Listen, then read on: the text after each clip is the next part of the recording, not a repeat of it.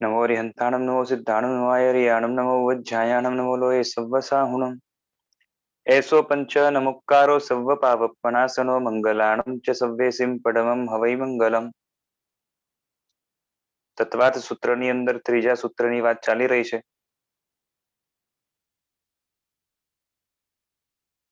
ટીકાની અંદર આપણે જોયું કે આત્મા સાથે કર્મ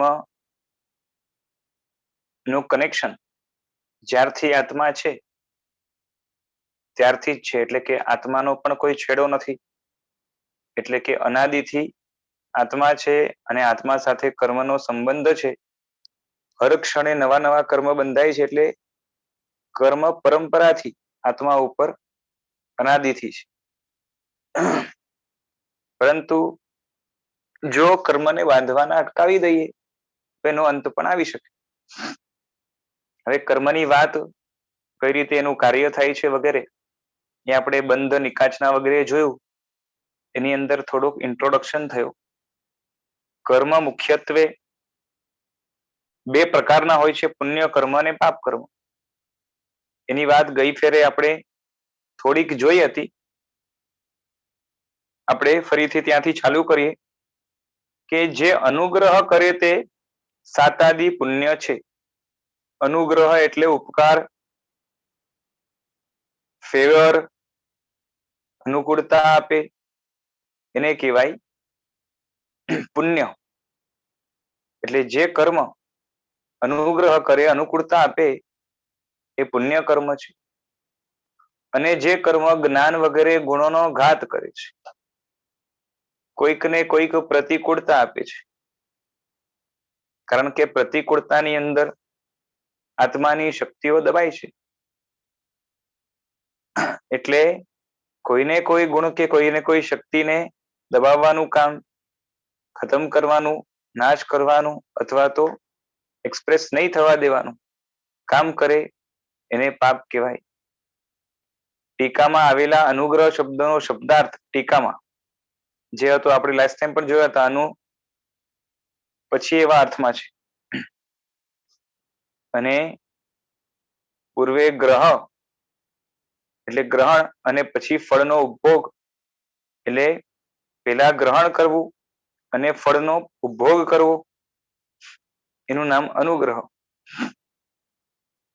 એટલે અહીંયા જોઈએ તો જે પેલા ગ્રહણ થાય છે અને પછી એનો ઉપભોગ થાય છે, એટલે કે કામ લાગે છે, એ છે પુણ્ય।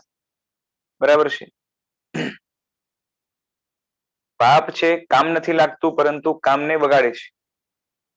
હવે પુણ્ય પાપના ફળને કેવી રીતે અનુભવે છે આત્મા, એવા પ્રશ્નના ઉત્તરને કહે છે કે જ્ઞાન દર્શનના ઉપયોગ, જ્ઞાન દર્શનનો ઉપયોગ સ્વભાવ્યાત આત્માનો જ્ઞાન દર્શનના ઉપયોગનો સ્વભાવ છે, તેથી ફળને અનુભવે છે।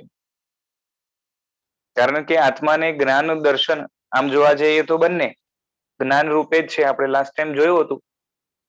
અને જ્ઞાન ન હોય તો કર્મ ફળ આપે છતાં પણ આત્માને ખબર ન પડે, અને ખબર જ ન પડે ફળની તો આત્મા નવા કર્મ પણ બાંધી ન શકે। એટલે કર્મ બાંધવાનું ને કર્મ ભોગવવાનું બંનેનું કામ જ્ઞાનને દર્શનના કારણે થાય છે। એટલે આત્માનો જ્ઞાન દર્શનના ઉપયોગ વાળો જે સ્વભાવ છે, બરોબર છે, આત્માનું લક્ષણ ઉપયોગ છે, ઉપયોગ એટલે જાણવું, બરાબર છે। અને એ કઈ રીતે જાણે છે, તો જ્ઞાન અને દર્શન આ બે રીતે જાણે છે। જ્ઞાન એટલે વિશિષ્ટ જ્ઞાન, દર્શન એટલે સામાન્ય જ્ઞાન, જેને સાકાર ઉપયોગ અને નિરાકાર ઉપયોગ કાં તો અનાકાર ઉપયોગ કહેવાય છે। બરાબર છે, અહીંયા નીચે લખ્યું હતું। એટલે ભાવાર્થ આ છે કે જીવ જ્યારે જ્યારે ફળનો ઉપભોગ કરે છે ત્યારે ત્યારે હું સુખી છું, દુઃખી છું બધું જાણે છે। જીવનો સાકાર અને અનાકાર બે પ્રકારનો જે ઉપયોગ છે એનાથી જીવ હંમેશા યુક્ત હોય છે અને માટે હંમેશા જાણે છે કંઈ ને કંઈ। જ્ઞાન દર્શનના ઉપયોગ, જ્ઞાન દર્શનનો ઉપયોગ સ્વભાવ્યાદ એ પતનો તાની તાની ઇત્યાદિ ઉત્તર ગ્રંથની સાથે પણ સંબંધ જોડવો, એટલે આગળ આગળ પણ જે ગ્રંથ આવશે એની સાથે પણ જે છે ને એ જોડી લેવો. અર્થ એ પ્રમાણે થાય કે જ્ઞાન દર્શનના ઉપયોગનો સ્વભાવ હોવાથી જ પરિણામ રૂપ અધ્યવસાયના સ્થાનાંતરોને જે છે ને એટલે અન્ય અન્ય સ્થાનોને પામતો, એ ફૂટનોટમાં લખ્યું છે વાક્ય ક્લિષ્ટ ન બને એ હેતુથી અનુવાદમાં અનિર્દિષ્ટ સ્વરૂપાણી પદનો અર્થ લખ્યો નથી. ટીકાની અંદર આ શબ્દ આવતો હશે અનિર્દિષ્ટ સ્વરૂપાણી, અને પછી વાક્ય થોડુંક જટિલ બની જાય. બરાબર છે. માટે અહીંયા ટ્રાન્સલેશન એ રીતે કર્યું છે કે પરિણામ રૂપ અધ્યવસાયના સ્થાનાંતરોને, એટલે કે જુદા જુદા સ્થાનોને પામતો. સ્થાનો એટલે આપણે લોકેશનની દ્રષ્ટિએ નથી સ્થાન. અહીંયા સ્થાન એટલે શું કે અલગ અલગ પ્રકારના અધ્યવસાયને આત્મા પામે છે. કેના કારણે? તો કે જ્ઞાન દર્શનના ઉપયોગના કારણે. બરાબર છે. આત્મામાં જ્ઞાન દર્શનનો ઉપયોગ પેદા થાય છે, અર્ક સમયે નાશ પામે છે, ફરી પેદા થાય છે, નાશ પામે છે. આ પર્યાયની દ્રષ્ટિએ. અને જ્ઞાન નામનો ગુણ સતત આત્મામાં રહે છે, અને જ્ઞાન જેમાં રહે છે એ આત્મા, જીવ એ પોતે દ્રવ્ય છે. બરાબર છે. હવે અહીંયા એક વસ્તુ બતાવે છે કે નાશ હોય ને એ નિરન્વય ન થાય. નાશ છે એ નિરન્વય ન થાય. એટલે શું? નિરન્વય એટલે શું? કે જેમ છે ને એબ્સોલ્યુટ નાશ જેને કહેવાય, કે આ ચશ્મા છે, બરાબર છે, એ ચશ્માનો મારે નાશ કરવો હોય તો એને હું કાં તો જલાવી દઉં, કાં તો ટુકડા ટુકડા કરી દઉં. બરાબર છે. તો આ ચશ્મા સ્વરૂપે જે પૂતગલો હતા, જે પાર્ટિકલ્સ હતા, જે મેટર હતું, એ બધું મેટર ટુકડા કર્યા કાં તો જલાવી દીધું તો કંઈક કન્વર્ઝન થયું. બરાબર છે. પણ વસ્તુ જે હતી જેટલી એટલા અમાઉન્ટમાં ક્યાંય ને ક્યાંય તો હજી પણ મોજૂદ છે. સમજાય છે ને કે આ ચશ્માના બે ટુકડા થઈ જાય તો હવે એનો જે પેલાનો પર્યાય હતો આખી ચશ્મા રૂપે, અને નવો પર્યાય હવે તૂટેલી ચશ્મા રૂપે પેદા થયો, તો એ એબ્સોલ્યુટ નાશ નથી. પેલા જે હતો એ જ છે, ઓવરઓલ કન્ટેન્ટ એટલો જ છે, અમાઉન્ટ એટલો જ છે. વોલ્યુમ જે છે ને, વોલ્યુમ તો ના કહેવાય, પણ અંદર જે છે ને શું કહેવાય કે જેટલું મેટર હતું એટલું જ છે. પણ એબ્સોલ્યુટ નાશ નથી થયો, પૂરેપૂરો નાશ નથી થયો, મૂળમાંથી નાશ નથી થયો. મૂળમાંથી જે નાશ થાય ને એને નિરન્વય નાશ કહેવાય. મૂળમાંથી જેનો નાશ થાય એટલે કે પર્યાય બદલાય એટલે પર્યાયનો નાશ થઈ ગયો તો સાથે દ્રવ્યનો જો નાશ થઈ જાય તો પછી નવા ફોર્મને પ્રાપ્ત કોણે કર્યું એ પ્રશ્ન આવે. બરાબર છે. એટલે અહીં પરિણામથી એવા કથનથી ઉપર પરિણામ શબ્દ વાપર્યો છે ને, કેમ કે અધ્યવસાય છે ને પોતે પરિણમન પામે છે. આત્મા પોતાના અધ્યવસાયોને બદલાયા કરે છે એટલે પરિણમન પામે છે, ચેન્જ પામે છે, કન્વર્ટ થાય છે. એક અધ્યવસાયમાંથી બીજા અધ્યવસાયમાં, બીજામાંથી ત્રીજામાં, એવા જુદા જુદા જે અધ્યવસાય છે એને સ્થાનાંતર કહેવાય. એકમાંથી બીજામાં જાય એને શું કહેવાય? અધ્યવસાયને સ્થાનાંતર કહેવાય. અને એવા સ્થાનાંતરને શા માટે પ્રાપ્ત કરે છે? કેમ કે જ્ઞાન દર્શનના ઉપયોગ વાળો છે. બરોબર છે. પછી એ ઉપયોગ ક્લિયર હોય કે ભ્રમથી સહિત હોય, ભ્રામક હોય, એ બધું મોહ ઉપર ડિપેન્ડ કરે છે. હવે અહીંયા વાત શું ચાલે છે કે આત્મામાં કે કોઈ પણ વસ્તુમાં દુનિયામાં ક્યારેય નિરન્વય નાશ ન હોય.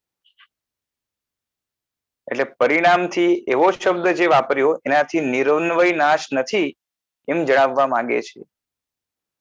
દ્રવ્ય સહિત પર્યાયનો નાશ થાય, વસ્તુનો નાશ થાય, સાથે પર્યાયનો નાશ થાય, એને નિરન્વય નાશ કહેવાય. એવો નાશ આપણે માનતા નથી. જો વસ્તુનો નિરન્વય નાશ થાય અને કાર્ય થાય તો અસત વસ્તુ સત થાય. કેમ કે એક વસ્તુ છે એ દુનિયામાંથી જ ગાયબ થઈ ગઈ બધી રીતે, ક્યાંય એનો જે છે ને હિસ્સો જ બચ્યો નથી કશો. બરાબર છે. આપણે તો માનીએ છીએ કે જે વસ્તુ છે એ આખે આખી મોજૂદ છે, ખાલી વિખેરાઈ ગઈ છે, એનો ફોર્મ ચેન્જ થઈ ગયો છે, એ બની શકે. એબ્સોલ્યુટ નાશ તો ન થાય, બરાબર છે. એનો શું કહેવાય કે એક હિસ્સાનો પણ નાશ ન થાય, પૂરેપૂરો તો બિલકુલ ન થાય, પણ એના એક પણ નાનામાં નાના હિસ્સાનો પણ નાશ ક્યારેય ન થાય. ક્યાંય ને ક્યાંય હોય, બીજા ફોર્મમાં હોઈ શકે, બરાબર છે. કેમ કે તમે એમ માનો કે હતું ને સાવ ગાયબ થઈ ગયું, તો હતું એને સત કહેવાય, સાવ ગાયબ થઈ ગયું એને અસત કહેવાય. મતલબ હોય એ ઝીરોમાં કન્વર્ટ થઈ જાય, શૂન્યમાં કન્વર્ટ થઈ જાય, તો પછી પોસિબિલિટી એ પણ રહે કે શૂન્યમાંથી પણ સર્જન થઈ શકે. જે સર્જન છે એ શૂન્યમાં જો કન્વર્ટ થઈ શકે, તો સર્જનમાંથી પણ શૂન્ય થાય ને શૂન્યમાંથી પણ સર્જન થાય, એ માનવું પડે, બરાબર છે. એટલે વસ્તુનો નિરન્વય નાશ થાય, બરોબર છે, અને કાર્ય થાય. અને કાર્ય થાય એટલે શું? કે આ વસ્તુ છે એનો નાશ થયો એના પર્યાય તરીકે, અને નવો પર્યાય ફોર્મ થયો, બરોબર છે. તો નવા પર્યાય ફોર્મ થાય તો એની અંદર આપણે કંઈક કાર્ય કરી શકીએ, એને જાણી શકીએ, એના ઉપર કંઈક વર્ક કરી શકીએ, કંઈ પણ કરી શકીએ, બરોબર છે. બહુ તો જાણી તો શકીએ જ કમથી કમ, બરોબર છે. આપણી દ્રષ્ટિમાં નહીં તો કમથી કમ સર્વજ્ઞની દ્રષ્ટિએ. પરંતુ નિરન્વય નાશ થાય ને તો કાર્ય શક્ય નથી. નિરન્વય જો નાશ થાય તો કાર્ય શક્ય નથી. એટલે એબ્સોલ્યુટ નાશ જો તમે માનો, એબ્સોલ્યુટ નાશ માનો, મૂળમાંથી જ જો નાશ માનો, બરાબર છે, તો પછી કાર્ય થયું કેમાં? એવો થાય. એટલે મૂળમાંથી જ કઈ નથી તો કાર્ય કેમાં થાય? અને કોઈ એમ માને કે નિરન્વય નાશ પણ થઈ ગયો અને કાર્ય પણ થયું, એબ્સોલ્યુટ નાશ થયો અને કાર્ય થયું, બરાબર છે. આમ તો હાસ્યાસ્પદ લાગે, પણ એવું જો માને તો આ કેવું થઈ ગયું કે સત અસત પણ થાય ને અસત સત પણ થાય.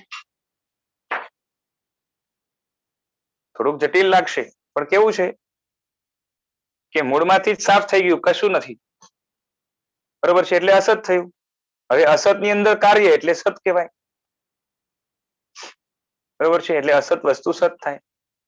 સર્વતા અસતમાં સત થવાની શક્તિ જ નથી. જે સર્વતા અસત છે, સર્વથા જેનું અસ્તિત્વ જ નથી, બરોબર છે, એની અંદર કોઈક કાર્ય ઉત્પન્ન થવાની શક્તિ હોય જ ન શકે. આ તો અનુભવની વાત છે. તેથી નિરન્વય નાશમાં બીજું કાર્ય ન થાય, એટલે બીજા કાર્યનો અભાવ થાય. સમજાય છે કઈ? હાજી.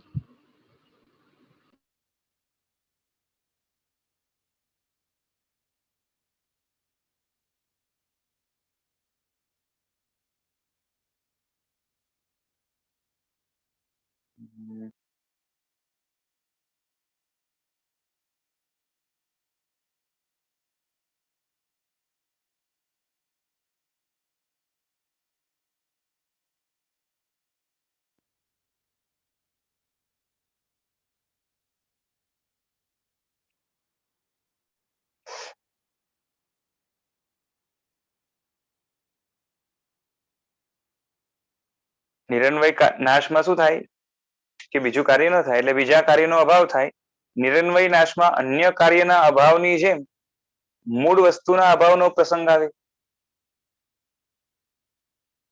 સમજાય છે? એબ્સોલ્યુટ નાશ થાય તો શું થાય કે કઈ કાર્ય પોસિબલ જ ન થાય. જે વસ્તુ જ નથી એની અંદર કાર્ય કઈ રીતે થાય, બરોબર છે. એટલે મૂળ વસ્તુ જે છે ને એનો જ અભાવ છે. અર્થાત મૂળ વસ્તુ સર્વથા નાશ પામે. જેમ કે સુવર્ણના હારમાંથી સુવર્ણની વીંટી બનાવી, અહીં સુવર્ણ મૂળ વસ્તુ છે, હાર અને વીંટી એના પર્યાય છે. અહીં સુવર્ણ વસ્તુ રહીને વીંટી રૂપે કાર્ય થયું, એટલે સુવર્ણ એઝ ઇટ ઇઝ રહ્યું. જો સુવર્ણ નાશ પામીને વીંટી બને તો એનો અર્થ એ થયો કે વીંટી પહેલા હતી જ નહીં અને અસત જ ઉત્પન્ન થઈ, પણ આમ બનતું નથી. વીંટી પહેલા હતી પણ સુવર્ણ રૂપે હતી, કાં તો એમ કહી શકાય કે એના પૂર્વ પર્યાય જે છે ને એટલે હાર રૂપે હતી.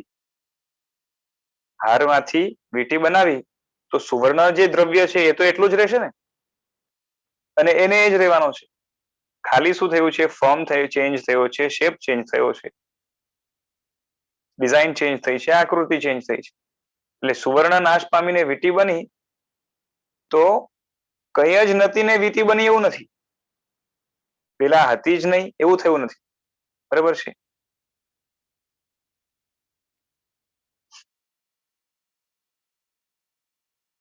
સુવર્ણ મૂળથી જ જો નાશ થઈ જાય તો વીટી બની શકે? ના બની શકે. બરોબર છે. પણ એવું થતું નથી. બરોબર છે. એનો અર્થ એ થયો કે વીટી પહેલા હતી જ નહીં, કેમ કે સુવર્ણ જ નહોતું. કાં તો નવો નાશ થયો એટલે સુવર્ણ જ ગાયબ થઈ ગયું અને અસત જ ઉત્પન્ન થઈ ગઈ. પણ આમ બનતું નથી. તેથી નિરન્વય નાશમાં સુવર્ણનો નાશ થયો. નિરન્વય નાશમાં શું થાય કે આપણે એક્ઝામ્પલ તરીકે સુવર્ણ લઈએ છીએ તો સુવર્ણ પૂરેપૂરો નાશ થઈ ગયો અને એથી વીટીનો પણ અભાવ થઈ જશે. કેમ કે સુવર્ણનો જ જો નાશ થઈ જાય તો વીટી ઉત્પન્ન કેમાંથી થઈ? જો સુવર્ણ જ નથી તો વીટી શેમાંથી બને? એ પ્રશ્ન આવશે. એટલે અન્ય અધ્યવસાયો અનુકંપાદીથી ગર્ભિત મંદ, મધ્યમ, તીવ્ર પરંપરાએ સમ્યક દર્શનના બીજભૂત અને સંસારની અસારતા આદિના બોધરૂપ જાણવા. બરાબર છે. અલગ અલગ પ્રકારના અધ્યવસાયો છે. એમાંથી અહીંયા શું બતાવ્યું કે જે અધ્યવસાયોની અંદર અનુકંપાદીના ભાવો છે. બરાબર છે. અન્ય અધ્યવસાયો જેમ જે અધ્યવસાયો સંસાર હેતુક છે એમાં અનુકંપા આદિથી વિપરીત ભાવો રહેશે અને જે અધ્યવસાયો એ મોક્ષ માર્ગથી સંલગ્ન છે એમાં અનુકંપા વગેરેથી ગર્ભિત મંદ, મધ્યમ, તીવ્ર અને પરંપરાએ સમ્યક દર્શનના બીજભૂત અને સંસારની અસારતા આદિના બોધરૂપ જાણવા. કારણ કે સંસારની અસારતા એટલે વૈરાગ્ય અને વૈરાગ્યના પાયા વગર મોક્ષ માર્ગની શરૂઆત નથી. અને આ તાત્વિક વૈરાગ્ય જેને જ્ઞાન ભરવિદ વૈરાગ્ય કહેવાય છે, ભલે બીજ રૂપે પણ એ અપુનર્બંધક દશાની અંદર જીવ પ્રાપ્ત કરે છે. અનાદિ મિથ્યા દ્રષ્ટિ શબ્દ વાપર્યો છે અહીંયા. એ શું કહેવા માંગે છે કે અનાદિ એટલે જેની આદિ નથી, અર્થાત જેણે પૂર્વે ક્યારેય સમ્યક દર્શન પ્રાપ્ત કર્યું નથી તેવો જીવ અનાદિ મિથ્યા દ્રષ્ટિ છે. બરાબર છે. અનાદિ મિથ્યા દ્રષ્ટિર અપી એ શબ્દ વાપર્યો એમાં અનાદિ મિથ્યા દ્રષ્ટિ આવે છે જે શબ્દ સ્ટાર્ટિંગમાં. એનાથી શું કેવું છે કે જે જીવે આજ સુધી ક્યારેય પણ મિથ્યાત્વનો ત્યાગ નથી કર્યો, અનાદિથી મિથ્યા દ્રષ્ટિ જ છે. કારણ કે જે સંકિતી થયા હોય પેલા તો મિથ્યાત્વી જ હોય અને એની પેલા એમ કરીને એનો કોઈ ભૂતકાળની અંદર છેડો જ ના આવે. કારણ કે નિગોદના જીવો પણ મિથ્યા દ્રષ્ટિ હોય અને મોટો ભાગનો ભૂતકાળ કેમાં વીત્યો છે તો કે નિગોદની અંદર. એટલે અનાદિ મિથ્યા દ્રષ્ટિ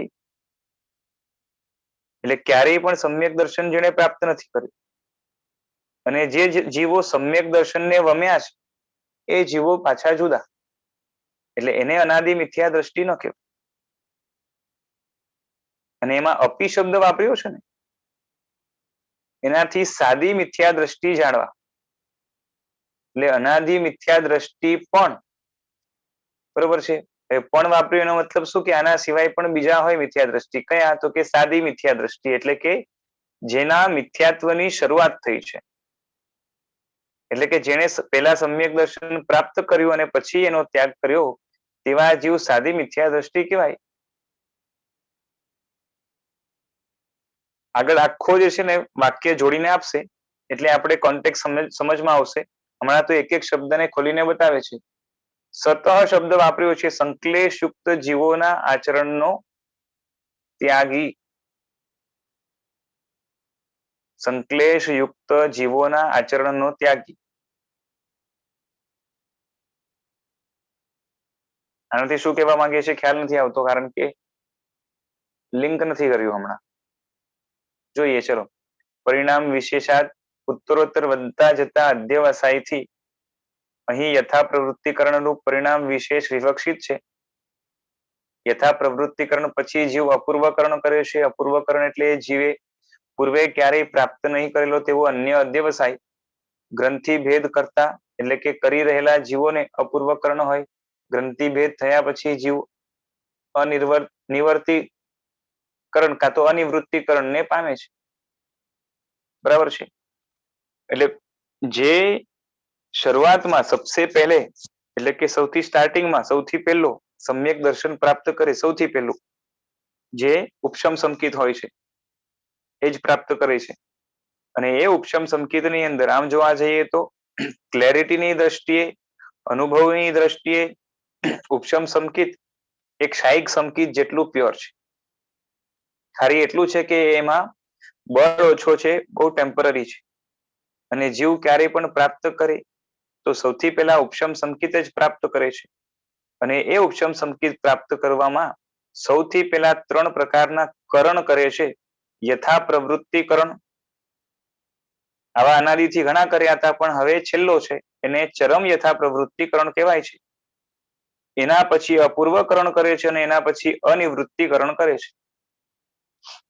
યથા પ્રવૃત્તિકરણ કરવા દ્વારા જીવાત્મા પોતાના કર્મની સ્થિતિને યોગ્યતાની સાથે એક કોડાકોડી સાગરોપમની અંદર લાવીને રાખી દે છે. અને એના પછી વિશુદ્ધિને આગળ વધારતા તીવ્ર શુદ્ધિ તરફ વધતો આત્મા અસંખ્ય ગુણી શુદ્ધિ કરતો આગળ જઈને અનંત ગણી શુદ્ધિ કરતો અપૂર્વકરણ નામના અધ્યવસાયને પ્રાપ્ત કરે છે. અને આપણે પેલા પણ જોઈ ગયા હતા કે આનું નામ અપૂર્વ એટલા માટે છે. ચરમ યથા પ્રવૃત્તિકરણ ઘણા બધા થયા, ચરમ નહીં પણ યથા પ્રવૃત્તિકરણ ઘણી બધી થઈ, પણ અપૂર્વકરણ એની પેલા ક્યારેય થયો નહોતો. એટલે ક્યારેય ન થયો એવા પ્રકારનો જે અધ્યવસાય સૌથી પહેલા અપૂર્વકરણ આ ચોથા ગુણસ્થાનકની પહેલા આવે છે. અને પછી આગળનું અપૂર્વકરણ જે છે એ 9મા ગુણસ્થાનકને ત્યાં આવે છે. અહીંયા જે અપૂર્વકરણ છે એને સમ્યક દર્શનથી લેવા દેવા છે. આની પછીના અપૂર્વકરણ છે એને સમ્યક ચારિત્રથી લેવા દેવા છે.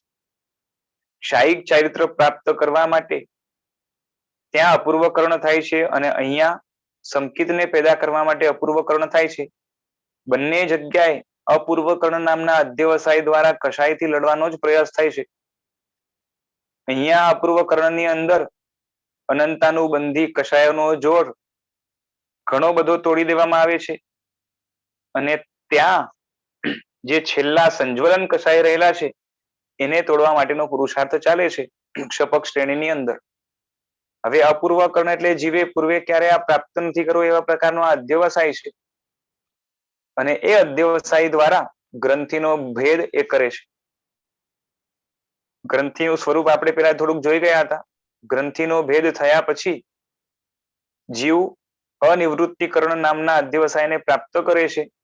અનિવૃત્તિકરણ એટલે કે જશે નહીં એવા પ્રકારનો અધ્યવસાય. એટલે કે શું કે જ્યાર સુધી સમ્યક દર્શન પ્રાપ્ત ન થાય ત્યાર સુધી આ પરિણામ જશે નહીં. એટલે કે અવશ્ય સમ્યક દર્શનને પ્રાપ્ત કરાવીને જ જશે એવા પ્રકારનો અધ્યવસાય એ અનિવૃત્તિકરણ નામનો અધ્યવસાય છે. એને બેકઅપ તરીકે અપૂર્વકરણ મળ્યું હોય તો જ આવા પ્રકારનો પરિણામ પેદા થાય. યોગની ચોથી દ્રષ્ટિના અંતમાં આવા પ્રકારના અધ્યવસાયો આત્મા પ્રાપ્ત કરીને છેલ્લે સમ્યક દર્શન સુધી પહોંચે છે. બરાબર છે. કરણ એટલે શું? અધ્યવસાય. અને જે અધ્યવસાય સમ્યક દર્શનને પ્રાપ્ત કર્યા વિના પાછો ન ફરે અથવા તો જાય નહીં એને નિવર્તિકરણ અથવા તો અનિવૃત્તિકરણ કહેવાય છે. બરાબર છે. અન્ય ગ્રંથોમાં પ્રસિદ્ધ હોવાથી ભાષ્યકારે અહીં અનિવર્તિકરણ એનો ઉલ્લેખ કર્યો નથી. છતાં પણ સમ્યક દર્શનને પામતો જીવ અવશ્ય અનિવર્તિકરણ પામે છે. પેજ નંબર 40 છે ને, શેર કરું છું.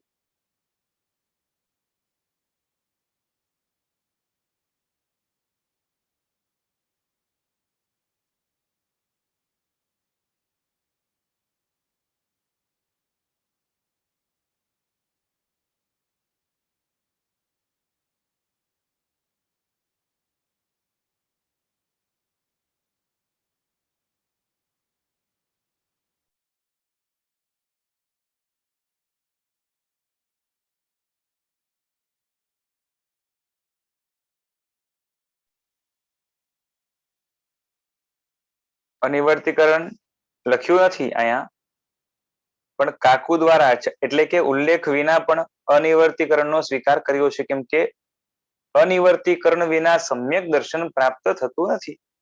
આજ ભાષ્યકાર કહે છે કે યથા પ્રવૃત્તિકરણનું કાર્ય અને અનિવર્તીકરણનું કાર્ય કારણ એવું અપૂર્વકરણ થાય છે. અપૂર્વકરણ શું થાય છે કે યથા પ્રવૃત્તિકરણનું કાર્ય થાય છે અને અનિવર્તીકરણનું કારણ થાય છે. કારણ કે વચ્ચે રહેલો છે, કેમ કે પહેલા યથા પ્રવૃત્તિકરણ છે, એ કન્વર્ટ થશે આગળ જઈને અપૂર્વકરણની અંદર, ને અપૂર્વકરણ આગળ જઈને અનિવર્તીકરણ સુધી પહોંચાડશે, કે જેથી આ જીવને ઉપદેશ વિના, બરાબર છે, અહીંયા શબ્દ છે ને ઉપદેશ વિના, એ વિશિષ્ટ બાહ્ય નિમિત્તોના અભાવનું ઉપલક્ષણ છે. એથી ઉપદેશ વિના એટલે વિશિષ્ટ બાહ્ય નિમિત્ત વિના. સામાન્ય બાહ્ય નિમિત્તો હોઈ શકે કારણ, પરંતુ સૂક્ષ્મ બોધ આપનાર કોઈ એવો ઉપદેશ ત્યાં હોતો નથી. એટલે વિશિષ્ટ બાહ્ય નિમિત્ત વિના. જોઈએ ફૂટમાં શું લખ્યું છે, યથોદિત સ્વરૂપમ, પૂર્વે જેવું સ્વરૂપ કયું છે તેવા સ્વરૂપ વાળું સમ્યક દર્શન. એ તો ઠીક છે, ટીકાની અંદર આપ્યું હશે એ શબ્દનો ઉલ્લેખ કર્યો છે, કઈ રીતે અર્થ કર્યો કરીને. હવે બાહ્ય નિમિત્ત વિના સમ્યક દર્શન એને પ્રગટ થયું. જેવી રીતે કોઈક રોગ કોઈક રીતે શરીરની વાત પિત્ત આદિ ધાતુ સારી થઈ જવાથી પોતાની મેળે જ શાંત થઈ જાય. સમજાય છે? કોઈક રોગ હોય અને રોગની અંદર શું હોય, તો વાત પિત્ત કે કફ, આ ત્રણમાંથી એક, બે અથવા તો ત્રણ દોષ ડિસ્ટર્બ થયા હોય, એના કારણે રોગ થતા હોય છે. હવે એ રોગને દૂર કરવા માટે બહારથી કોઈ ઔષધિ સમજો કોઈએ લીધી નથી, પણ આપમેળે વાતપિત્ત વગેરે જેનો પ્રકોપ હતો એ શાંત થઈ ગયા, તો આપમેળે દોષ શાંત થઈ જાય. અને આંતરદોષોની શાંતિની મુખ્યતા સિવાય બીજા કોઈ બાહ્ય નિમિત્ત વિના સમ્યક દર્શન જે રીતે પ્રગટે એને નિસર્ગ સમ્યક દર્શન કહેવાય છે. બરાબર છે? આ એક ઉપસંહાર તરીકે વાક્ય છે. એટલે અહીંયા થોડુંક પ્રાસંગિક બીજી વસ્તુ લેવાય ખરી, પરંતુ કહેવાનો તાત્પર્ય એ હતો કે પેલો જે સમ્યક દર્શન હતો, નિસર્ગ સમ્યક દર્શન, એ નિસર્ગ સમ્યક દર્શનની અંદર બને છે શું, તો કે શરૂઆતમાં ક્યારેય પણ કે અથવા તો ક્યારેય પણ, કાં તો સ્ટાર્ટિંગમાં એટલે પહેલું સમ્યક દર્શન પામે, અથવા તો એના સિવાય પણ શબ્દ હતો ને, એટલે કે સાદી મિથ્યાત્વી અથવા તો અનાદિ મિથ્યાત્વી, કોઈ બાહ્ય નિમિત્ત વગર, એટલે કે પ્રબળ બાહ્ય નિમિત્ત વગર, એટલે કે ઉપદેશ વગર, પછી એ પુસ્તક હોય, ગ્રંથ હોય, સામે કોઈ વ્યક્તિ હોય, કોઈ સમજાવનાર કે ઠપકો આપનાર કોઈ પણ વ્યક્તિના ઉપદેશ કે સહાય વગર આપમેળે સામાન્ય નિમિત્તથી જે સમ્યક દર્શન પ્રાપ્ત કરે, જેની અંદર અપૂર્વકરણ વગેરે મુખ્ય છે, આ રીતે જેને સમ્યક દર્શનની પ્રાપ્તિ થાય એને નિસર્ગ સમ્યક દર્શન કહેવાય છે. હવે અધિગમ સમ્યક દર્શનની વાત કરીએ કે અધિગમ સમ્યક દર્શન એટલે શું, કે નિસર્ગ સમ્યક દર્શન એ આપણે જોયું. હવે અધિગમ સમ્યક દર્શનનું નિરૂપણ કરવા માટે કહે છે કે અધિગમ ઇત્યાદિ, એમાં અધિગમ, અભિગમ, આગમ, નિમિત્ત, શ્રવણ, શિક્ષા, ઉપદેશ, આ બધા શબ્દો જે બતાવ્યા એ બધા એક અર્થવાળા છે. જે રીતે નિસર્ગ સમ્યક દર્શનના પારિભાષિક જેટલા પણ શબ્દો હતા એનો ખુલાસો આપણે જોયો, એ રીતે અહીંયા પણ અધિગમ, એની જ માટે વપરાતો શબ્દ અભિગમ, એની જ માટે વપરાતો શબ્દ આગમ વગેરે જે પણ શબ્દો આપ્યા છે એનો થોડો ખુલાસો કરવા દ્વારા આ બધાનું સ્વરૂપ કઈ રીતે એક જ છે અને કઈ રીતે બધા જ શબ્દો અલગ અલગ એંગલથી એક જ વસ્તુને વધારે ચોકસાઈપૂર્વક ક્લેરિટી સાથે બતાવે છે એ આપણે જોઈએ. સૌથી પહેલા અધિગમ, ગમ એટલે જ્ઞાન, અધિગમ, ગમ એટલે જ્ઞાન. જેમ નૈગમ, નયના પ્રકાર આવશે આગળ. નૈગમ, તો ગમથી શું થાય, જ્ઞાન. તો અહીંયા અધિક ગમ તે અધિગમ, અહીં પરોપદેશથી, ગમ એટલે જ્ઞાન, અને અધિક ગમ તે અધિગમ એટલે કે અધિક જ્ઞાન તે અધિગમ અહીં પરોપદેશથી એટલે કે બાહ્ય નિમિત્તથી ઉત્પત્તિની અપેક્ષાએ સામાન્યથી અધિકપણું જાણવું કે જે જ્ઞાનની અંદર અધિકપણું છે શું છે તો કોઈ પણ જ્ઞાનની અંદર આંતરિક ક્ષયોક્ષમ તો જોઈએ જ. તો સમ્યક દર્શન એટલે કે સમ્યક જ્ઞાનની સાથે સંકળાયેલો એ ગુણ છે અને એ ગુણ આપમેળે પ્રગટ થાય તો એને સામાન્ય કહેવાય. સામાન્યની અપેક્ષાએ અહીંયા અધિક છે. શું અધિક છે તો કે નિમિત્ત, અર્થાત વિશેષ બોધની અપેક્ષાએ અધિકપણું ન સમજવું. બરોબર છે? વિશેષ બોધ નહીં સમજવાનો કે નિસર્ગ સમ્યક દ્રષ્ટિના જેવો બોધ છે એના કરતા વિશેષ બોધ છે એવું નહીં, બંનેને બોધ સરખો હોઈ શકે ક્ષયોક્ષમ મુજબ. પરંતુ અહીંયા વિશેષ શું છે તો કે બોધની અંદર નિમિત્તની વિશેષતા છે. એટલે ખાસ વસ્તુ કે સ્પેશિયાલિટી શું છે તો કે આંતરિક સ્ફુરણ એકલું નથી, આંતરિક અપૂર્વકરણ માત્ર નથી, અપૂર્વકરણ ચોક્કસ છે પણ એનું કારણ શું છે તો કે બાહ્ય કોઈને કોઈ પ્રબળ નિમિત્ત, અને એ નિમિત્ત અહીંયા એડિશનલ છે, અધિક છે, માટે અધિગમ શબ્દ વાપર્યો. એની જ માટે બીજો શબ્દ છે અભિગમ. સંસાર અસાર છે એમ અન્વયથી વિચારણા કરવી, એનો અભિગમ. સંસાર પ્રત્યેનો અને શુદ્ધ સ્વરૂપ એટલે કે મોક્ષ પ્રત્યેનો એનો જે અભિગમ છે, બરોબર છે, કેવો છે? સંસાર અચાર છે એમ અન્વયથી એ વિચારણા કરે, એ એનો અભિગમ. પછી આગમ. મોક્ષ સારભૂત છે અર્થાત મોક્ષ અસાર નથી એમ વ્યતિરેકથી વિચારણા કરવી. અભિગમને આગમને અહીંયા કઈ રીતે બતાવ્યા છે? આમ તો આગમથી આપતો વચન થાય, આપતો જ્ઞાન થાય, પણ અહીંયા બીજી રીતે બતાવ્યું. એક દિશામાં જ્ઞાનની વિચારણા ચાલે અને એનાથી વિપરીત દિશામાં પાછી જ્ઞાનની વિચારણા એની ટેસ્ટિંગ મુજબ ટેસ્ટિંગ કરવા માટે થાય તો એને અન્વયને વ્યતિરેક કહેવાય છે. કે સંસાર અસાર છે એ રીતે વિચારણા કરવી એને અભિગમ કહેવાય. અને જો આ અસાર છે તો સારભૂત શું છે તો કે મોક્ષ સારભૂત છે અથવા એટલે કે અસાર નથી, એ રીતે જે વિચારણા થાય એને આગમ કહેવાય.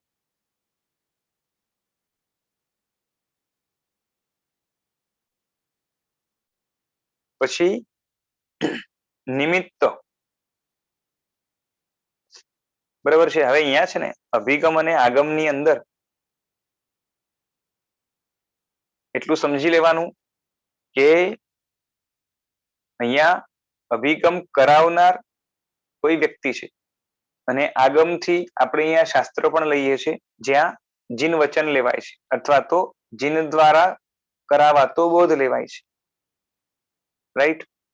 એટલે કે જીનના બોધની અંદર શું આવશે તો કે મોક્ષની સારભૂતતા અથવા તો મોક્ષ અસાર નથી એ પુરવાર થશે. બરાબર છે? મોક્ષ સારભૂત છે અથવા અર્થાત મોક્ષ અસાર નથી.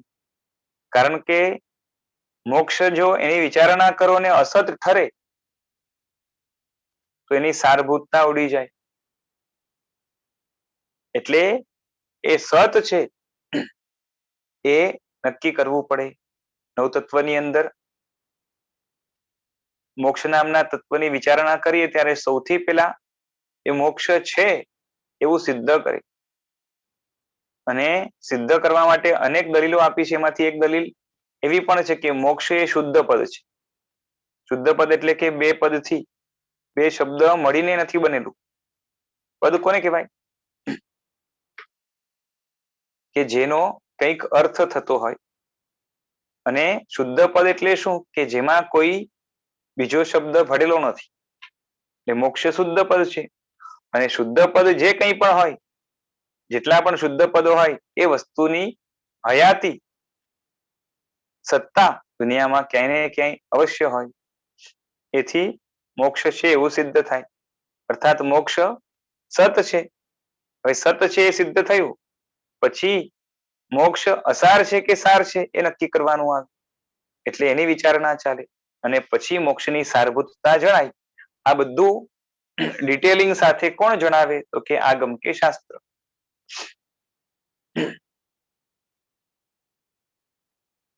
હવે નિમિત્તની વાત કરશે 41 પેજ.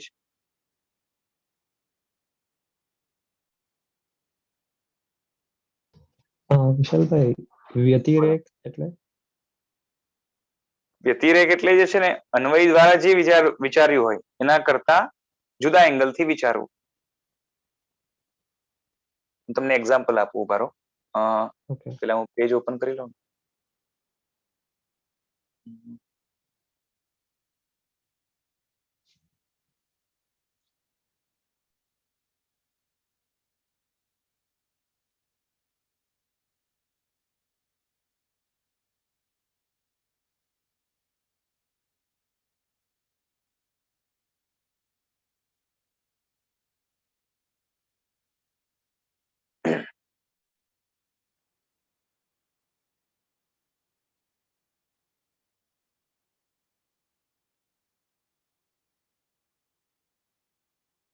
હા, જેમ કોઈ એમ કે આ સોનું નકલી છે, કોઈ એમ કે આ સોનું નકલી છે, બરાબર છે, તો એના ઉપરથી પ્રશ્ન બીજો શું આવે કે તો અસલી ક્યાં છે? હા, અસલી ક્યાં છે, કાં તો અસલી કેવું હોય, બરાબર છે. તો એક પ્રશ્નમાંથી આ રીતે લેફ્ટ ઓવર પાર્ટ કે રિમેનિંગ પાર્ટ ની જ્યારે વિચારણા થાય એને વ્યતિરેક કહેવાય. ઓકે. તો એ રીતે એટલે અન્વય, અભિગમથી ઓલું થયું, અભિગમમાં અસારપણું આવ્યું તો પછી સારભૂત શું છે સારભૂત શું એના છે એની વિચારણા ઓકે. ચાલે.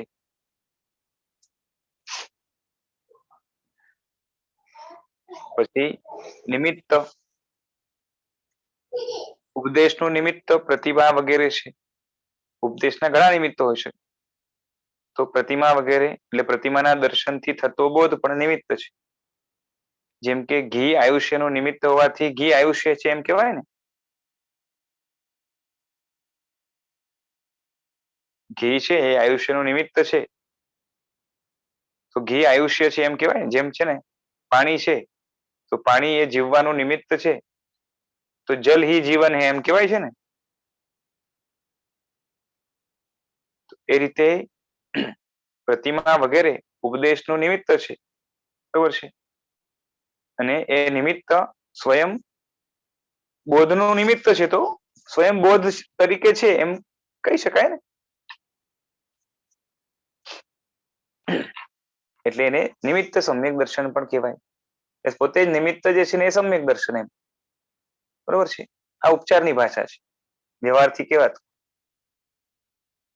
સમજાય છે? હા. એટલે આમાં પ્રતિમા સાથે બુક બધું જ લેવાનું. લેવાનું, કોઈ વ્યક્તિ લેવાનું, કોઈ બુક લેવાની, કોઈ જે છે ને એ દેવગુરુ લેવાના, કોઈ જે છે ને કલ્યાણ મિત્ર સાધર્મિક જે પણ, બરોબર છે. તો એ જે પણ પ્રતિમા છે લિવિંગ કે નોન લિવિંગ કઈ પણ હોય, જેના દ્વારા જેના નિમિત્તથી અને નિમિત્તની પ્રબળતાથી એ પામે, તો નિમિત્તનું સામાન્યપણું હોય એમાં કઈ વિશેષતા નથી, પણ નિમિત્તની જો પ્રબળતા હોય તો ત્યાં કેવું પડે કે એટલે નિમિત્તને ત્યારે શું કહેવાય કે પ્રિસાઇઝલી નોટ કરવું પડે કે આના કારણે સમ્યક દર્શન પ્રાપ્ત કર્યું. અને નિમિત્ત પોતે સમ્યક દર્શન રૂપ છે એમ વ્યવહારથી કહેવાય. જેમ ઘી સમ્યક દર્શનનું જે છે ને આયુષ્યનું નિમિત્ત છે, પણ ઘીને આયુષ્ય કહેવાય છે, એમ નિમિત્તને સમ્યક દર્શન કીધું છે અહીંયા. પછી શ્રવણ, શ્રવણ એટલે સાંભળવું, બરોબર છે. આપણી ભાષામાં શ્રુત જ્ઞાન, એ પ્રતિમાન આદિનું જ શ્રવણ, અર્થાત જેઓએ પ્રાપ્ત થયેલા, જીનોએ પ્રાપ્ત થયેલા આભૂષણ વગેરેનો ત્યાગ કર્યો હતો એમ સાંભળવાથી થયેલો બોધ. એટલે પ્રતિમામાંથી કઈ શબ્દ નથી નીકળવાના, પણ પ્રતિમાનું દર્શન કરીને, બરોબર છે, એ જે પ્રતિમામાં કોણ દેખાય છે તો કે જીન દેખાય છે. જીન એટલે પરમાત્મા. અને એ પરમાત્માની અલગ અલગ દશાનું ચિંતન વગેરે પણ કરવાનું છે. ખબર છે ને, 10 તારીખની વાત આવે તો એમાં પરમાત્માની એ પિંડસ્થ, પદસ્થ, રૂપાતીત આ બધી અવસ્થાઓનું જે ચિંતન કરવાનું છે. તો આખા જીવનનું ચિંતન આવે. પરમાત્માની સાધના પેલાનું ઔચિત્ય વાળું જીવન, સાધના વખતેનું સત્વ વાળું જીવન, અને સાધના પછીનું વિતરાગતા વાળું જીવન, જેની અંદર પુણ્યનો પ્રકર્ષ છે અને વિકાર આદિ એનો એ મોહની દ્રષ્ટિએ, જ્ઞાનની દ્રષ્ટિએ અભાવ છે. માત્ર 4 ઘાતી કર્મ, અઘાતી કર્મ જે રહેલા છે એના કારણે અશાતા અથવા તો એ દુઃખો એને જે છે ને હાજર છે અને પોતાનું સ્વરૂપ દબાયેલું છે, પરંતુ એમને એનાથી અકળામણ નથી, કારણ કે દ્વેષ આદિનો અભાવ છે. તો આ બધાનું ચિંતન જે કરવાનું હોય એમાં એમના સાધના કાળની વાત કરીએ તો એની સાધના ભગવાને ચાલુ કરી એની પેલા આભૂષણ વગેરેનો ત્યાગ કર્યો હતો, અને એ આપણે સાંભળ્યું છે કે જાણ્યું છે. બરોબર છે. એટલે આ રીતે એનું શ્રવણ લેવાનું. બરોબર છે. એટલે જાણે પ્રતિમા જે છે ને એ ઉપદેશ આપતી હોય, પણ એ બને ક્યારે? પેલા જાણ્યું હોય, ભણ્યું હોય તો જોઈને જે છે ને એ એની સ્મૃતિ થાય. પછી શિક્ષા. બરોબર છે. શિક્ષા એટલે સ્ટડી. આપ્ત પ્રણિત આગમનો. આપ્ત એટલે આપ્ત પુરુષ. આપ્ત પુરુષ એટલે કોણ? તો કે પરમાત્મા. એમણે બતાવેલો જે આગમનો જે આગમ છે, એમણે બતાવેલા આગમ એટલે કે એમના શબ્દો, એનો પોતે જ અભ્યાસ કરવો. બરોબર છે. કારણ કે એ પોતે પણ નિમિત્ત છે. અને છેલ્લે એકદમ સ્પષ્ટ શબ્દમાં કીધું કે ઉપદેશ એટલે કે ગુરુના લક્ષણોથી યુક્ત ગુરુની ધર્મ દેશના. બરોબર છે. અહીંયા બહુ ઇમ્પોર્ટન્ટ વસ્તુ એ છે કે કોઈની પણ ધર્મ દેશના નહીં ચાલે. કોઈ પણ ધર્મ દેશના આપે નહીં ચાલે. બરોબર છે. અને કોઈ પણ ગુરુ દેશના આપશે તો પણ નહીં ચાલે. કોઈ પણ ગુરુ ધર્મની દેશના આપશે તો પણ નહીં ચાલે. પણ કોણ ચાલશે? તો કે જે ગુરુ ગુરુના લક્ષણોથી યુક્ત છે એની દેશના જ ચાલશે. એને જ ઉપદેશ કહેવાય છે. શું સમજ્યા? ગીતાર્થ ગુરુ. હા, કે જેમાં ગુરુપણું છે. બરાબર છે. સાધુ ન ચાલે, કારણ કે સાધુમાં ચારિત્ર હોઈ શકે પણ ગીતાર્થતા ન પણ હોય. બરાબર છે. એટલે જ સમ્યક દ્રષ્ટિ હોય એને પણ જે છે ને ગીતાર્થ ન હોય તો ઉપદેશ આપવાનો અધિકાર નથી. બરાબર છે. અને એમાં પણ જે છે ને એને પણ બોલવાનું આવે તો કેટલું બોલે? તો કે જે ગીતાર્થ પાસે સાંભળ્યું હોય એને એઝ ઇટ ઇઝ બોલે તો હજી ચાલે. બરાબર છે. પણ એમાં દાપણ કરવા જાય તો ભૂલ થવાની સંભાવના ઘણી છે, અને સ્વને કદાચ નુકસાન એટલું ન થાય પણ પરને ઘણું થાય, એટલે થવાની શક્યતા છે. એટલે આ બધા જે છે ને એ શબ્દોથી એ અધિગમ સમ્યક દર્શન કેવું હોય એનું થોડુંક સ્વરૂપ આપણને ખબર પડે માટે અલગ અલગ શબ્દો આપ્યા. આ બધા શબ્દોના અર્થમાં કંઈક કંઈક ભેદ છે. બરોબર છે. છતાં પણ સામાન્યથી બધાની અંદર જે કોમન વસ્તુ છે એને ગ્રહણ કરવાનો પ્રયત્ન કરીએ તો આપણે એમાંથી જે અર્થ નીકળે એ અર્થ લેવાનો છે. આ પ્રમાણે પર્યાયવાચી શબ્દોને કહીને હવે પૂર્વોક્તને એકત્ર કરીને પ્રતિપાદન કરતા ભાષ્યકાર કહે છે કે ઉક્ત રીતે એટલે જે રીતે બતાવ્યું પરોપદેશથી એટલે બીજાના ઉપદેશથી, અહીં પરોપદેશાત એ પદ વિશિષ્ટ બાહ્ય નિમિત્તનું ઉપલક્ષણ છે. પરોપદેશ દ્વારા ખાલી કહેવાનું શું છે કે વિશિષ્ટ બાહ્ય નિમિત્ત જોઈએ. આથી પરોપદેશાત એ પદનો અર્થ આ પ્રમાણે થાય કે તથા ભવ્યત્વ આદિ ભાવથી બાહ્ય નિમિત્તની પ્રધાનતાથી બીજા પણ પ્રતિમાદી બાહ્ય નિમિત્તને આશ્રયને અપૂર્વ કરણ આદિ ક્રમથી વૈદે કહેલી પથ્ય પાલન આદિ ક્રિયા કરવાથી થતી રોગની શાંતિની જેમ જે તત્વાર્થ શ્રદ્ધાન થાય તે અધિગમ સમ્યક દર્શન છે. સમજાય છે? તથા ભવ્યત્વ એ પાકી ગયું છે અને બાહ્ય નિમિત્ત એના કારણે પાક્યું છે, અથવા તો બાહ્ય નિમિત્ત ત્યારે કામ કરી ગયું, પાક્યું તો ત્યારે, બરાબર છે. અથવા તો અને સાથે સાથે બાહ્ય નિમિત્ત જે છે ને એને આશ્રયને એટલે કે એના સપોર્ટથી કાં તો એને ધ્યાનમાં રાખીને અપૂર્વકરણ આદિ ક્રમથી, એટલે અપૂર્વકરણ એની પેલા યથા પ્રવૃત્તિકરણ અને એના પછી અનિવૃત્તિકરણ, આ બધા ક્રમથી જેને સમ્યક દર્શન પ્રાપ્ત થાય છે એને અધિગમ સમ્યક દર્શન કહેવાય છે. કેના જેમ? તો કે વૈદે કહેલી ક્રિયા કરવાથી થતી રોગની શાંતિની જેમ. આપમેળે વાત પિત્ત દૂર થઈ ગયા, એ નિસર્ગ ઈલાજ થયો. અને વૈદે કીધું અને એનું પાલન કર્યું, અને પછી જે રીતે એને કીધું તો એ રીતે પાલન કર્યું કે ભાઈ આ ખાવું, આ ન ખાવું, આ દવા લેવી, આની સાથે આ ન ખાવું, આટલો ત્યાગ કરવો જ્યાર સુધી બરાબર ન થઈ જાય. અને એ કરવાથી રોગ જેમ શાંત થાય એમ અહીંયા મિથ્યાત્વ શાંત થાય. અને જેમ શું કહેવાય કે પથ્યાપથ્યના પાલનથી જેમ ખાલી રોગ નાબૂદ થાય એટલું નહીં, પરંતુ શરીરની કાંતિ વધે, એ જ રીતે મિથ્યાત્વ નાશ પામે અને સમ્યક દર્શન રૂપ કાંતિ એ આત્મા પ્રાપ્ત કરે બાહ્ય નિમિત્તથી, તો એ અધિગમ સમ્યક દર્શન છે. પરોપદેશથી એટલે કે બીજાના ઉપદેશથી કે પ્રબળ બાહ્ય નિમિત્તથી જેને કહેવાય એ જે તત્વાર્થ શ્રદ્ધાન થાય એ અધિગમ સમ્યક દર્શન છે, એવું વાક્ય ઉપસંહાર રૂપ છે, ફાઇનલ વાક્ય છે.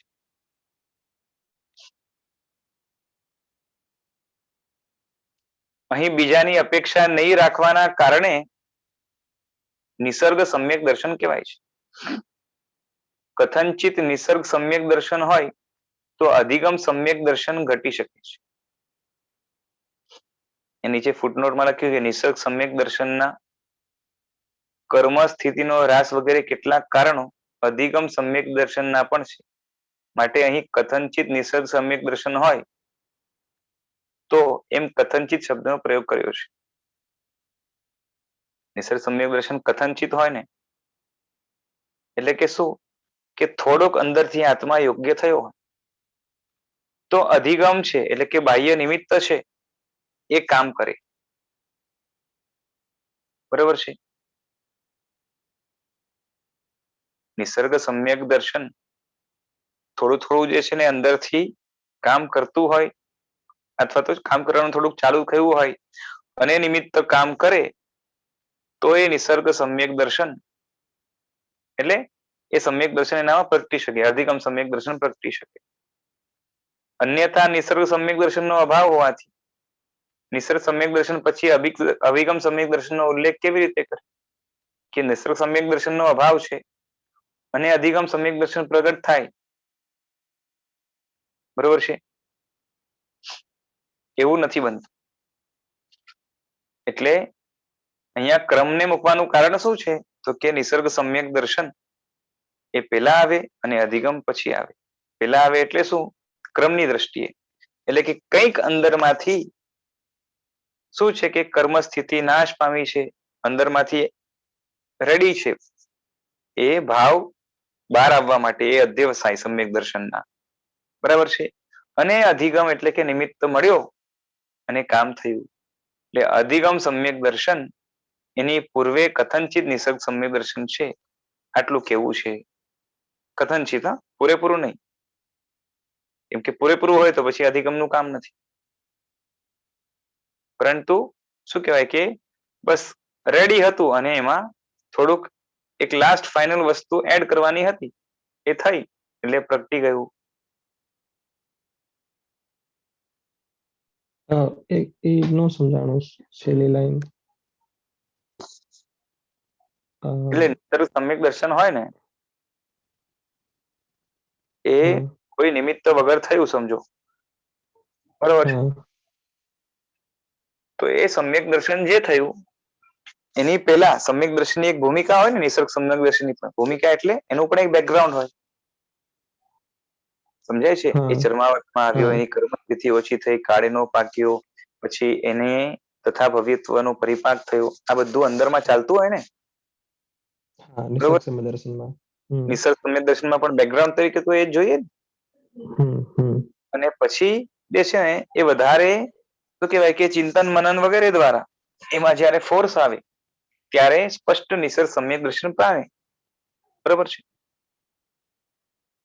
તો એ નિસર્ગ સમ્યક દર્શન પામવા માટે જે ભૂમિકા હતી, કર્મસ્થિતિનો નાશ વગેરે જે પણ છે, ઓછી થવી વગેરે, બરોબર છે. 70 માંથી ઓછા થતા થતા એક કોડાકોડી સુધી આવે ને હજી ઓછી થાય, આ બધું જે પણ અંદર ચાલતું એ બધું પણ જે છે ને નિસર્ગ રીત ચાલે છે ને, સમજાય છે.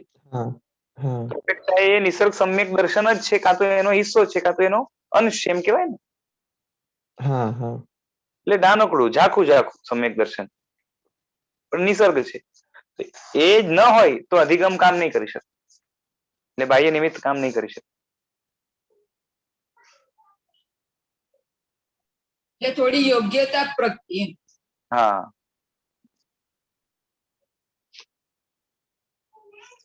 પેટર્નથી શબ્દ વાપર્યો છે કે અપેક્ષાએ, કથનચિત એટલે અપેક્ષાએ કે પ્રાય. આમ પ્રાય કરતા પણ અપેક્ષાએ શબ્દ વધારે બરોબર બેસે કે એક અપેક્ષાએ નિસર્ગ સમ્યક દર્શન વગર અધિગમ સમ્યક દર્શન પ્રગટતું નથી. ઓકે, એટલે થોડીક જીવની યોગ્યતા આપમેળે ખીલે પછી બાહ્ય નિમિત્ત યુઝફુલ થઈ શકે. બસ, હા, પરફેક્ટ. Okay, thank you. અને બીજું એક તથા ભવ્યત્વનો પરિપાક, એનો અર્થ શું થાય?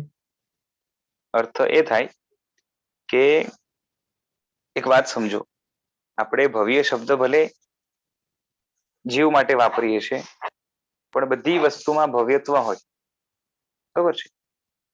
આપણે અહીંયા ભવ્યત્વ શબ્દ મોક્ષ જવાની યોગ્યતા માટે વપરાય છે, બાકી કોઈ પણ પ્રકારની યોગ્યતા હોય ને, ભવ્યનો અર્થ સમજો, ભવ એટલે હોવું,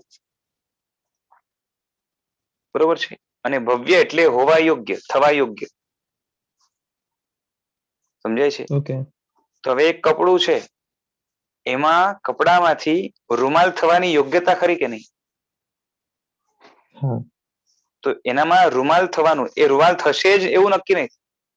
એની પેલા જળી જાય, અથવા તો ફાટી જાય રૂમાલ થવા પેલા જ, અથવા તો એમાંથી શર્ટ બનાવી નાખ્યો, રૂમાલ થાય જ એવું જરૂરી નથી.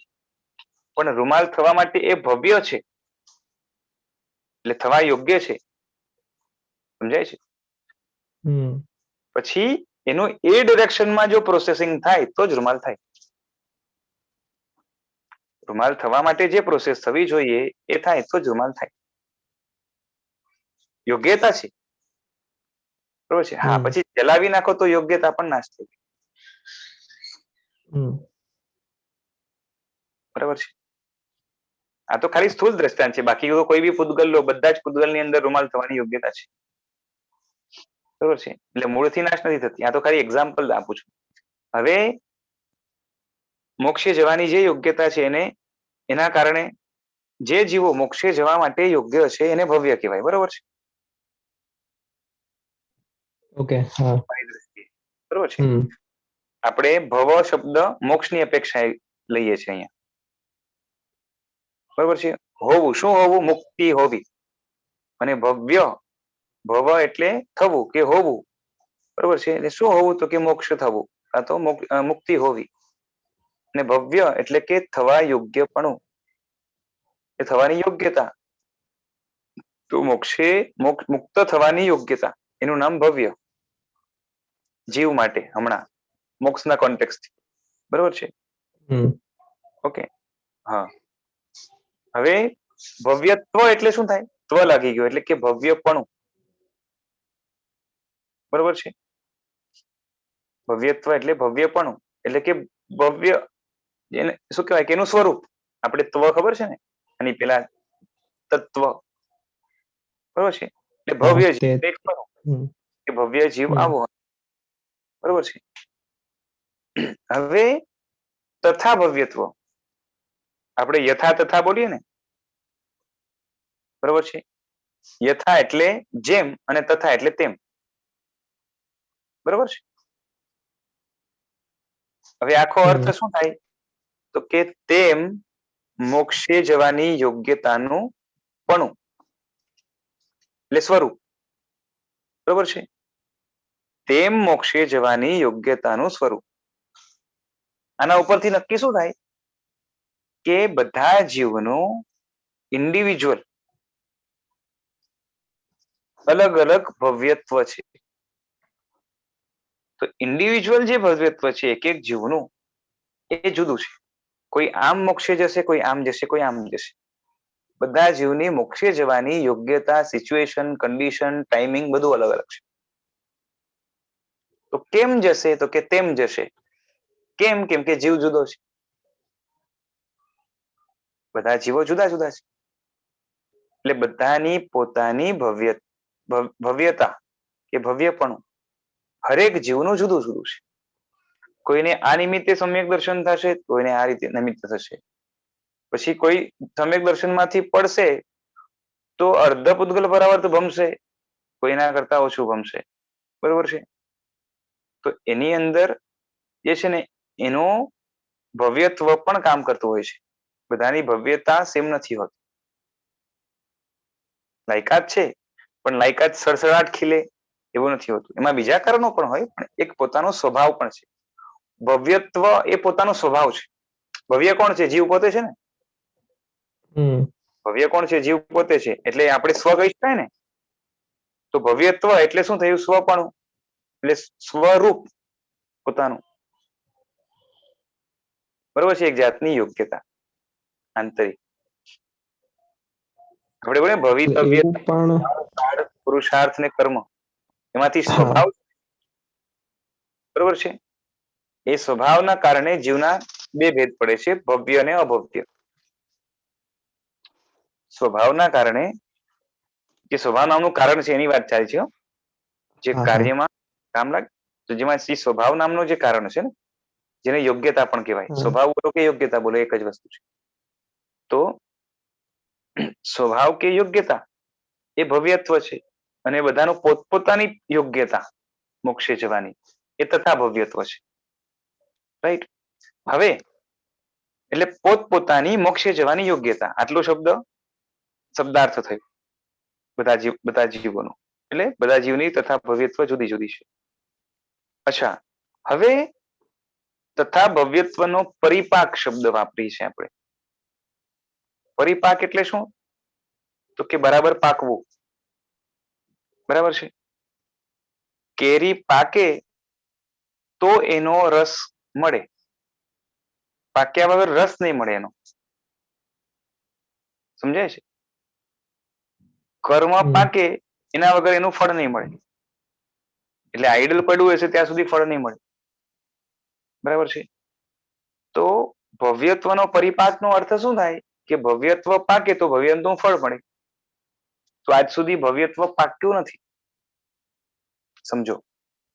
તો એનું જે ફળ છે, ભવ્યત્વનું ફળ શું છે? મોક્ષ. મોક્ષ. આમ તો ફળ બે પ્રકારના હોય, એક સમજો, એક પરંપર ફળ અને એક અનંતર ફળ. તો ભવ્યત્વનું પરંપર ફળ એટલે કે અલ્ટિમેટ ફળ મોક્ષ છે. તો મોક્ષ હમ, અલ્ટિમેટ ફળ હોય તો એનું અનંતર ફળ શું હોય? કે સમ્યક મોક્ષ દર્શન તરફ આગળ અથવા તો વધવાનું, રાઈટ હમ, ને? હા, એ દિશામાં કોઈ પણ સ્ટેપ હા, હોય. કોઈ પણ, બરોબર છે. તો એનો મતલબ શું થયો કે ભવ્યત્વ કે તથા ભવ્યત્વ એનો પરિપાક ત્યારે જ કહેવાય જ્યારે એ મોક્ષ તરફ આગળ વધે, બરોબર છે. મોક્ષ શું છે? મુક્તિ.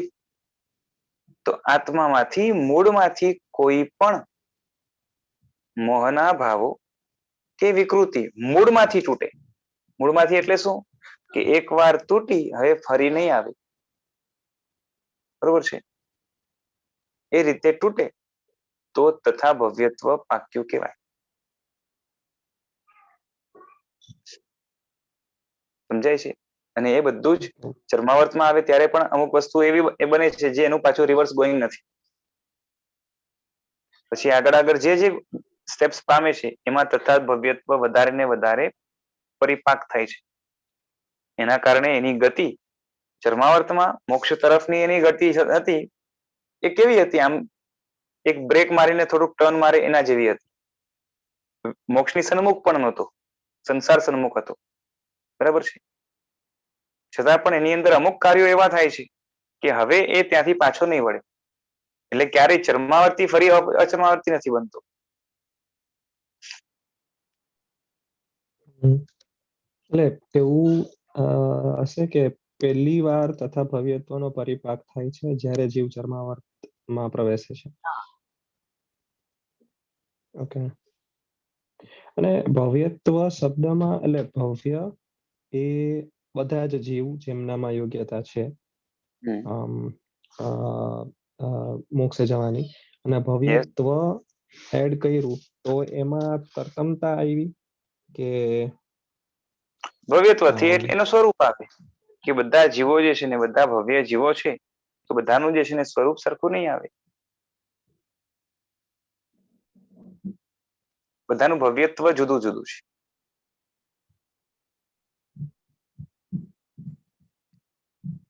અને જુદું જુદું છે તો એ ઇન્ડિવિજ્યુઅલ ને દર્શાવવા માટે તથા શબ્દ વાપરે. તેનું ભવ્યત્વ કે તેવું ભવ્યત્વ. ઓકે.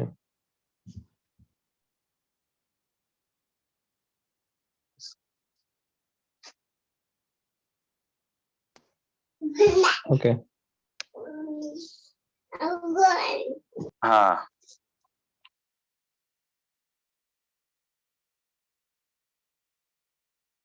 ચલો સગળા જીવોને એક પ્રશ્ન છે અહીંયા કે સગળા જીવોને કર્મ સંયોગ અનાદિથી હોવાથી સમ્યક દર્શનની પ્રાપ્તિ આ રીતે કાળભેદથી કેમ થાય છે? બધા જીવોને કર્મનો સંયોગ તો અનાદિથી છે તો બધાને એક સાથે સમ્યક દર્શનની પ્રાપ્તિ થઈ જવી જોઈએ ને. કોઈકને આજે થાય છે, કોઈને કાલે, કોઈને પરમ દિવસે, કોઈકને 1000 વર્ષે, કોઈકને અનંત કાળે થાય છે, બરોબર છે. તો આવું કેમ થાય છે? કાળભેદ આ પ્રમાણે છે, કેટલાકોને સમ્યક દર્શનનો લાભ અનાદિથી થયેલો છે. કેમ કે મોક્ષે જે ચાલ્યા ગયા એનો જે છે ને એને સમ્યક દર્શન ક્યારનો મળી ગયું છે, અને કેટલાકને હમણાં મળે છે, અને કેટલાકને અનંતકાળ પછી થશે, બરોબર છે. જે મોક્ષે ચાલ્યા ગયા અને એનો પાસ્ટ કાળ મોક્ષે જવાનો, બરોબર છે, એ જે છે ને આપણે છેડો ન લાવી શકીએ પાછળ પાછળ જઈએ એટલે એની આદિ નથી. તો એનો જે છે ને અનાદિકાળથી એટલે આપણી દ્રષ્ટિએ જે છેડો પકડી ન શકીએ, બરોબર છે, ત્યારે સમ્યક દર્શન થયું છે. કોઈને હમણાં થયું છે, કોઈને એના આગળ જઈને અનંતકાળ પછી થશે. તો આટલો ભેદ કેમ એ પ્રશ્ન છે. એનું હવે ડિસ્કશન નેક્સ્ટ ટાઈમ જોઈશું. આજે તો સમય થયો છે, રાખી. જેના વિરુદ્ધ કંઈ બોલાયો તો મિચ્છામિ વિક્રમ. અને આ ગ્રંથોના જે છે ને એ કરતા કાં તો આ ગ્રંથની અંદર જે પણ જે છે ને રચયિતા વગેરે ભાષ્યકાર વગેરે જે આવે છે એમને એમના ચરણોમાં કોટીશ્વર વંદન. અને જેમની પરંપરાથી અથવા તો જેમના થકી એ આ સમજવા માટેની એ આવડત કે કળા ખીલી છે એવા તમામ ગુરુ ભગવંતોને સ્મૃતિમાં લાવીને એમને પણ વંદન કરી અને આજનો અને જીનાજ્ઞાથી વિરુદ્ધ કંઈક અર્થ થયો હોય અથવા તો મતિમંદતાના કારણે, છદ્મસ્થના કારણે અથવા તો કોઈક મોહ આદિના ભાવોના કારણે પણ ક્યારેક બની શકે. એટલે એનું જે છે ને ત્રિવેદે મિચ્છામિ દુક્કડમ માંગુ છું. જે કંઈ પણ સારું છે એ વીર પરંપરામાં થયેલા મહાપુરુષો અને જે શું કહેવાય કે આની કાર્યની અંદર સપોર્ટ કરનારા પણ બીજા ઘણા બધા એમના પણ જે છે ને એ ઋણ સ્વીકાર અહીંયા કરીએ છીએ, બરોબર છે. જે કંઈ પણ સારું છે એ વીરની પરંપરાનું છે, અને જે પણ ખરાબ છે એ અનાદિના જે છે ને આંતરિક દોષોનું છે. ચાલો. પ્રણામ.